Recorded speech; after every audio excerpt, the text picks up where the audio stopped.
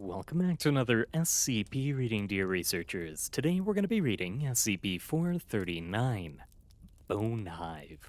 Now without further ado, item number SCP-439, Object Class, Euclid, Special Containment Procedures. Specimen is to be kept at Armed Research Site 45, Hazardous Life Forms Wing, in a sealed, locked, 38-liter or 10-gallon Type G containment unit with connected oxygen supply.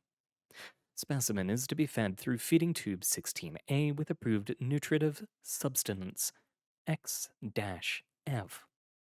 Handling is available to Level 2 personnel and higher.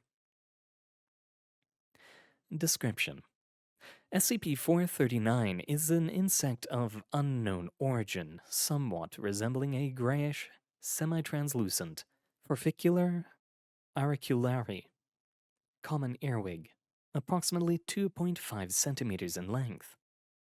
Originally located or obtained in mainland China. No other specimen has been found as of yet. SCP-439 is relatively harmless when encountered on safe terms, aside from the ability to deliver a firm, painful pinch with its abdominal forceps. The true hazard this creature possesses lies in its habitat, construction, and reproduction, which is initiated when the specimen enters the mouth of a sleeping human. This will only occur with humans. Other life forms have been presented to SCP-439 and have been uniformly rejected.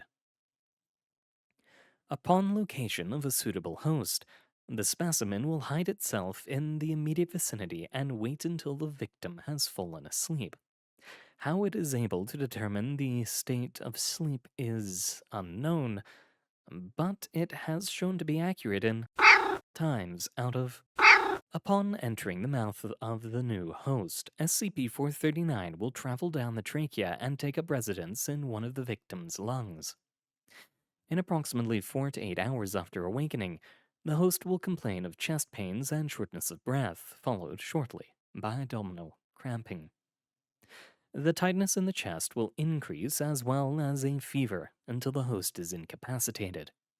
It is around this time that the onset of fibrodysplasia ossificanus progressiva (FOP) occurs, a disorder that is normally genetic in nature that promotes growth of bone into muscle tissue.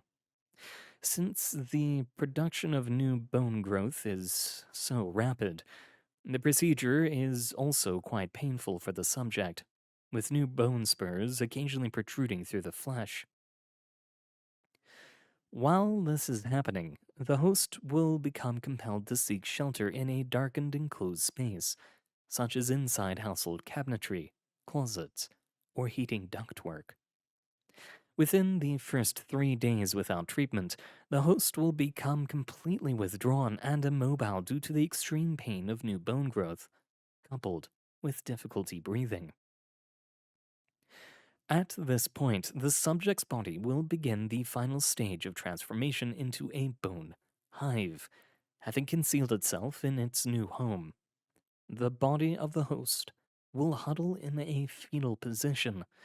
Entire portions of the skeletal structure will shift along until the host body is roughly spherical in nature and reduced to 3/4 its original size. New bone protrusions will continue to grow and, if possible, anchor the body permanently to its new location. The skeletal structure is almost completely unrecognizable, having been converted to a round cage to protect the internal organs in colony. At this point, transformation is complete. The original queen that entered the host will have produced 20 to 30,000 offspring that function as workers, drones, and warriors in a typical insect hive hierarchy. Since only the queen is capable of reproduction, the rest of the hive's inhabitants are, fortunately, harmless, save for large, strong abdominal forceps of the warriors.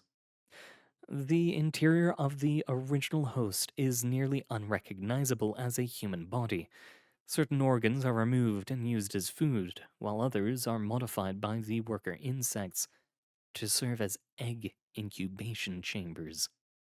An ingenious method exists of using the host's own digestive system to produce pieces of organic materials collected by the warriors into a nutritive slurry that feeds both the colony and sustains the host hive structure. After 4 to 6 months, a new queen will emerge from within the ranks and choose a drone to mate with. At this point, the colony will destroy itself by rupturing, upon which the majority of the insects die.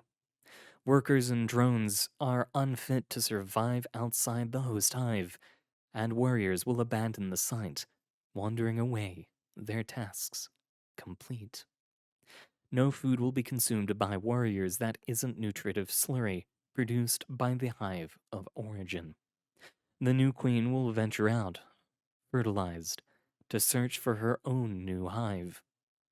Incredibly, the trauma of evacuation is not what finally causes biological activity to cease in the hive, but starvation. Addendum.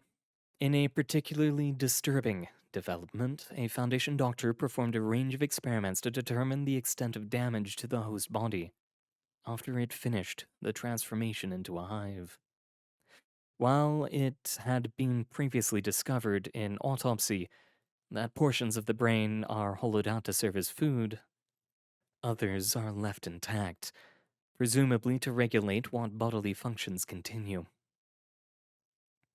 During the last round of experimentation, the doctor took the opportunity to examine a hive at close range shortly after transformation. While the eyes are eventually reached and used as a food source, at the point the doctor performed her examination, they were still intact. Opening the eyelids and examining them with a flashlight, the doctor discovered that the host eyes followed the beam.